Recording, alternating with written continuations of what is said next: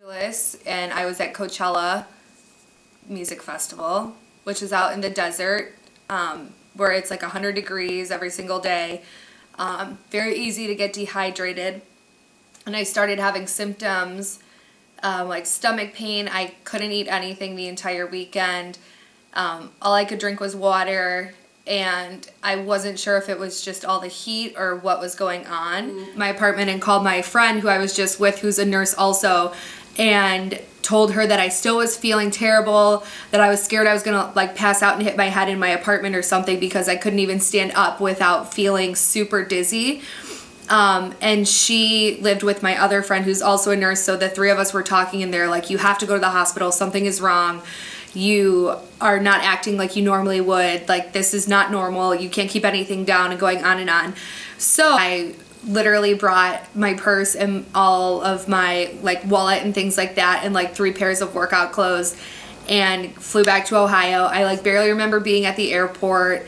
I was so dizzy at the hospital, and they were ruling me out for something called C. diff, which is, I'm a nurse, so it's very common in hospitals. When people are on antibiotics, you can get this bug called C. diff, and it's super contagious, and it makes you very, very, very sick. So they thought that I might have that, which I would have been in a lot of trouble because you can't work in California for 3 months after you've had C. diff because it's so contagious.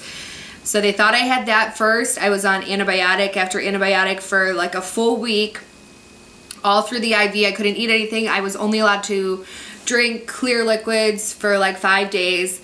And then finally I was allowed to have soft foods.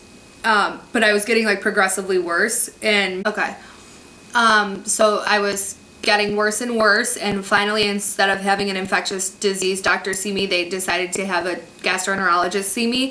And I actually saw the nurse practitioner first, and she explained, go in through both ends of your body with a camera and take pictures of your colon and take biopsies of your tissues. So they did that. And at this point, I was still on the antibiotics. I was still getting worse. I was like waking up in the morning and crying every day. I was having more and more pain, and I have a very high pain tolerance, and I was actually taking like routine pain medicine because I couldn't even stand up straight without like hunching over because my stomach hurt.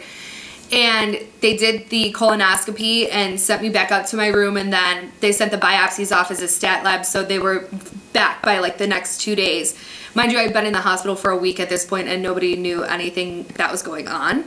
So the GI doctor came back up, and he was like, we were completely wrong with what we thought that you had, just like some infectious colitis, because we were seeing this, you know, it's so easy to get just basically like a gastroenteritis. Like it's just an inflammation. We're having diarrhea and vomiting and fevers and things like that. But it turns out that I actually had something that's called ulcerative colitis. So this is a part of my life now, and it's taught me just how to adjust and take better care of myself. And you've got to do what you've got to do to make it through life and be healthy and be happy. And